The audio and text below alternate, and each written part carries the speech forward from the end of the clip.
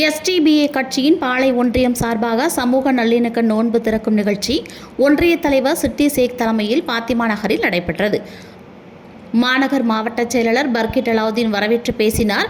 மாவட்ட தலைவர் கனி, துணைத் தலைவர் சாகுல் அமீது உஸ்மானி, பொதுச் செயலாளர் வக்கீல் ஆரிஃப் பாட்ஷா, செயற்குழு உறுப்பினர் ரியாஸ், வக்கீல் இஸ்மாயில் ஆகியோர் முன்னிலை வகித்தனர்.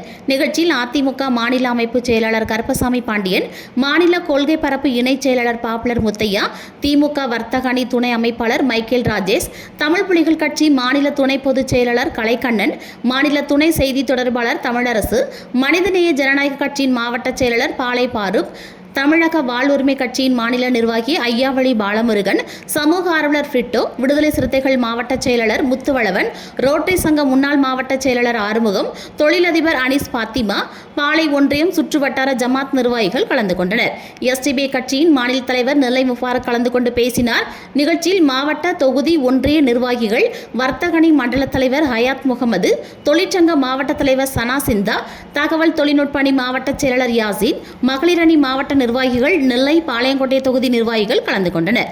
நிகழ்ச்சியில் 1000க்கும் மேற்பட்டோர் கலந்து கொண்டனர். பாளை தொகுதி செயலாளர் மஜீத் நன்றி கூறினார்.